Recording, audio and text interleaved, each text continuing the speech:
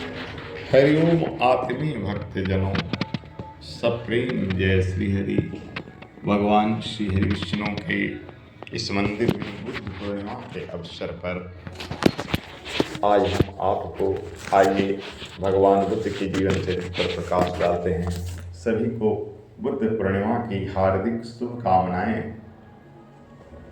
तो आइए करुणा और अहिंसा के अवतार श्री हरि विष्णु भगवान के 9वें अवतार बुद्ध भगवान के विषय में आप कुछ जानें। भगवान बुद्ध भगवान श्री हरि विष्णु के 9वें अवतार माने जाते हैं। 10वें अवतार कल्कि। इसी कलियुग के प्रथम चरण में भगवान बुद्ध तब अवतार लिए जब समस्त धरती पर हिंसा ही हिंसा, मार काट, सब त्राहि त्राहि मचा हुआ था। जानते हैं उस वक्त पूजा एक विडंबना हो गई थी। पूजा पाठ के नाम पर लोग घूर मार काट करते थे। कहीं कन्या बलि दिया जाता था, नर बलि दिया जाता था, तो कहीं पशुओं की बलि दी जाती थी। तो ऐसे समय में भगवान विष्णु लोगों को मार काट से बचाने के लिए, लोगों में शांति प्रेम करुणा का संदेश देने के लिए अपने 9वें अवतार ग्रहण करते हैं। जब जब धरती पर पाप बढ़ता है, भगवान के विषय में कहा गया, जब जब हो धर्म के हानि और बढ़े असुर अधम अभिमानी, तब तब धरी प्रभु विविध शरीरा, हरहि कृपा निधि सज्जन पीरा। तब तब भगवान श्री हरि विष्णु अपना शरीर अनेक रूपों में धारण करके अवतार लेते हैं और धरती पर आते हैं और संत जनों की पीड़ा को हरते हैं और लोगों को कष्टों को दूर करते हैं। तो आइए ऐसे ही समय में जब नर बलि, पशु बलि, बहुत तरह की बलि भगवान के खुश करने के नाम पर दी जाती थी, जबकि भगवान मांस नहीं खाते। भगवान प्रेम। अब बताओ तुम, कोई पिता कोई माता अपनी संतान को मारना चाहेगा? नहीं मारना चाहेगा। ऐसे अवसर पर भगवान उस लोगों को अहिंसा का संदेश देने आए और उनका परम मंत्र क्या था? अहिंसा परम धर्म। बौद्ध धर्म का मूल मंत्र है अहिंसा। बौद्ध धर्म कोई अलग धर्म नहीं है, हिंदू धर्म की एक ही हिस्सा है, एक रूप है। जैसे वैष्णव संप्रदाय हो गया, शैव संप्रदाय हो गया, वैसे इन लोग बौद्ध मतावलंबी भले अपने को अलग धर्म मान ले, लेकिन वो हमारे विष्णु के स्वरूप है, विष्णु के अवतार है। उन्हें हिंदू धर्म में हिंदू में होना है, सिर्फ अहिंसा का पाठ पढ़ाना। तो आइए बुद्ध भगवान नर रूप में, जितने भी भगवान आए हैं सब मानव रूप में आए हैं। नर से नारायण बन जाओ कहा गया है, गायत्री परिवार का यह गाना है। तुम भी भगवान का स्वरूप प्राप्त कर सकते हो। जैसे बुद्ध भगवान क्या थे? एक राजकुमार थे। राम भगवान क्या थे? एक राजकुमार थे। कृष्ण भगवान क्या थे? एक राजकुमार थे। साधारण जीवन जी रहे थे, लेकिन अपनी शक्ति से लोगों को एक ऐसा संदेश दिए जिससे वो भगवान बन गए। भगवान तो थे, लेकिन भगवान का स्वरूप बनकर आए, नर रूप में आए और नर को कहे कि तुम नारायण बन जाओ। कैसे? वो माया नाम की महारानी थी और उनके पिता का नाम क्या था? शुद्धोदन। कपिलवस्तु नाम के नगर में उनका जन्म हुआ। माया ने स्वप्न में देखा कि एक सफेद हाथी है, और जिस समय उसने स्वप्न में देखा एक सफेद हाथी, उसी में माया को क्या हुआ? गर्व रह गया। और भगवान सफेद क्या है? शांति का प्रतीक है।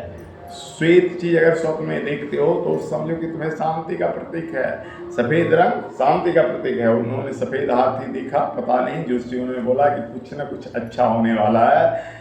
तो एक अच्छा स्वरूप, एक बालक आया जो अहिंसा का पाठ पढ़ाने के लिए विश्व को आया। माया के गर्भ से निकला और इस जन्म लेते ही वो एकांत रहने लगा, एकांतवास करने लगा, एकांत में साधना करने लगा, लोगों के भीड़ भाड़ से अलग होकर कुछ ध्यान करने लगा। वो बच्चा, समझ गया ना? माता पिता को बड़ी चिंता हुआ कि जोगी हो जाएगा। बड़ा एक दिन सोचे कि इस बच्चा को मन नहीं लग रहा, तो जाओ नगर घुमा दो। अपने मंत्रियों को भेजा रथ पर। बच्चा नगर घूमने के लिए, जब बच्चा नहीं था, थोड़ा किशोर हुआ था, तो नगर घूमने के लिए निकला। तो सबसे पहले एक बूढ़ा को देखा जो लाठी पर चल रहा था। तो मंत्री से पूछते हैं कि वह कौन है, क्यों ऐसे है। तो बोला महाराज राजकुमार ये बूढ़ा है, एक दिन सभी को बूढ़ा होना पड़ता है, सभी की कमर झुक जाती है, सभी ऐसे ही लाठी ले लेकर चलते हैं। तो पूछते हैं भगवान बुद्ध बच्चे रूप में जब थे ना कि क्या मंत्री जी हम भी ऐसा हो जाएंगे। तो बोलते हैं हाँ राजकुमार ऐसा सबको होना है। भगवान बुद्ध की आत्मा पे पहला ठेस लगा कि धिक्कार है इस जीवन को, जब हमको इस जवानी से बुढ़ापा की ओर जाएगा। आप जी बूढ़े को क्या होता है देखते हो, चार्मिंग शरीर की सुंदरता खत्म हो जाती है, चेहरे पर झुर्रियाँ पड़ जाता है, नसें निकल आती है। भगवान बुद्ध कुछ दूर गए, एक रोगी को देखे खांस रहा था, रोग से त्राही त्राही कर रहे थे। भगवान बुद्ध पूछे यह क्या है। मंत्री ने जवाब दिया राजकुमार यह रोगी है। वो यह तो मनुष्य है ना। हाँ मनुष्य है। कि रोगी कैसे हुआ। तो खान पीन के असंयम से, जवानी में काम क्रीड़ा आदि जो होता है असंयम करने से लोग अपनी आप को रोक नहीं पाते महाराज। कुछ खाने पीने में रहते हैं, कुछ भोग लोलुपता में मग्न रहते हैं, तो हर किसी को रोगी होना होता है। तो क्या मैं भी रोगी हो जाऊंगा। बोले निसंदेह युवराज इसमें कोई शक की बात नहीं, हर कोई रोगी होता है। बोले बड़ा विचित्र बात है। भगवान बुद्ध को दूसरा धक्का लगा। कुछ दूर आगे बढ़े थे, अर्थी पर एक मुर्दा जा रहा था। राम नाम सत्य है दुनिया का यही गत है, राम नाम सत्य है दुनिया का यही गत है। पूरा लाल चुन्नी उड़ाए हुए बहुत सारे लोग जा रहे थे। बोले भगवान बुद्ध यह क्या है। तो बोला महाराज युवराज, उसमें महाराज नहीं हुए थे, युवराज नहीं थे। यह सब है, सब जाता है। तो सब क्या होता है। तो जो मर जाता है प्राणी उसको अंतिम संस्कार के लिए जाया जाता है, लोग जलाने जाते हैं और बोलते हैं राम नाम सत्य है दुनिया का एक गत है। माने हर कोई किसी को मरना है और राम नाम ही एक जीवन का सत्य है। तो बोले भगवान बुद्ध क्या हम भी मरेंगे। बोले एकदम युवराज इसमें कोई बात नहीं, हम आप सब कोई मरने के लिए आए, धरती पर अमर होने के लिए कोई नहीं आए। भगवान बुद्ध कहे बस अब आगे नहीं। तीसरा धक्का लगा। भगवान बुद्ध बोले अब आगे नहीं, रोक दो रथ, चलो घर को। भगवान बुद्ध घर चले आए। उस दिन से बड़ा एकांत में अनमनी उदास रहने लगे। जवानी आ गई थी, किशोरावस्था खत्म हो गया था। राजा को पता चला कि बेटा उदास रहने लगा है। राजा को लगा कहीं सन्यासी न बन जाए। राजा ने पता किया कि कब से उदास रहने लगा, तो रोगी देखा, वृद्ध देखा, तो कहीं सन्यासी नहीं बन जाए, लोग सन्यास ले लेते हैं इस अवस्था में। तो राजा ने इसका विवाह की एक घोषणा कर दी, ढिंढोरा पिटवा दिया कि सारी सुंदरियां जो सबसे गोर लड़की है, राजकुमारी है, सब एकत्रित हो और जिसे मेरा बेटा चुन लेगा वही उसकी पत्नी होगी और उसे मनमाना इनाम दिया जाएगा, सारा राज उसका हो जाएगा, इसे राजा बना दिया जाएगा। सुनते ही सब अपनी अपनी बेटियों को भेजना शुरू कर दिया। कौन है अपनी बेटी को कौन नहीं राजा से विवाह करना भेजेगा। सब की लड़कियां आई, यहाँ से वहां तक पूरी लाइन में हजारों लड़कियों को खड़ा कर दिया गया और भगवान बुद्ध के हाथ में फूलों की माला दिया गया और बोले बेटा जाओ, जो लड़की तुम्हें पसंद है उसी को तुम वरण करके ले आओ। भगवान बुद्ध पूरे कतार में 1 2 3 4 बार घूम गए। एक लड़की पसंद आई जो सब लड़कियों से ज्यादा सुंदरी थी, जिसका नाम था जसोधरा। भगवान बुद्ध उसे ब्याह कर ले आए घर। फिर भी भगवान बुद्ध रह के उदास रहते थे, चिंता मग्न रहते थे कि मरेंगे बचेंगे, रोगी होंगे बूढ़ा होंगे मरेंगे, रोगी होंगे बूढ़ा होंगे मरेंगे। यही जिंदगी, धिक्कार है ऐसे जिंदगी को, बेकार है ऐसे जिंदगी को, भगवान बुद्ध सोचते रहते थे। एक इसी सोच बीच में भोग विलास में पत्नी के साथ जो समागम होता है, उनको सुंदर पत्नी मनमाना मिली गई थी, भोग विलास सब कुछ हुआ। उन्हें एक सुंदर सा छोटा सा लड़का पैदा लिया जिसका नाम रखा गया राहुल। लेकिन भगवान को भोग विलास रमा नहीं, भगवान बुद्ध को भोग विलास रमा नहीं। बार बार लगा मैं भी रोगी होऊंगा, मैंने भोग किया है, धिक्कार है इस जीवन को, मैंने ब्रह्मचर्य को खंडित किया, धिक्कार है इस जीवन को, मैंने ब्याह कर लिया। ऐसे मन मने बुड़बुड़ाते थे, गुड़गुड़ाते थे या बोलते थे क्यों इस जीवन में आए हैं, क्यों दुखी हैं, कुछ तो सच है, कुछ तो खोजो।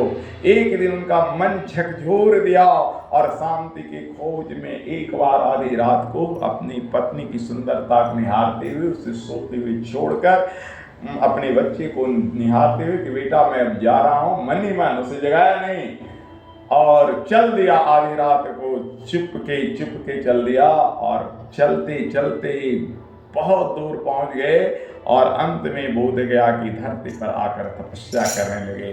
तपस्या करते करते उन्हें परम ज्ञान की प्राप्ति हुई। जो बोध गया में बोधि वृक्ष है ना, वहीं भगवान को ज्ञान की प्राप्ति हुई और उन्हें बुद्धत्व को प्राप्त कर लिया। जब उनको शांति मिल गई, जो परम सत्य मिलता है तपस्या के बाद सभी को मिलता है, हर कोई जब तपस्या करता है तो ईश्वर का साक्षात्कार होता है। उस दिन से जिस लड़का का नाम था बुद्ध भगवान नहीं थे, पहले थे सिद्धार्थ नाम था, सिद्धार्थ से गौतम बने, गौतम से गौतम बुद्ध बने और बन गए क्या? भगवान बुद्ध। यही है नर से नारायण तक की यात्रा, भगवान बन गए। आज भगवान इस धरती पर नहीं है, लेकिन उनकी सोने की मूर्तियां पूरे विश्व भर में है। सबसे ज्यादा लोग उनकी मूर्तियों को पूजते हैं।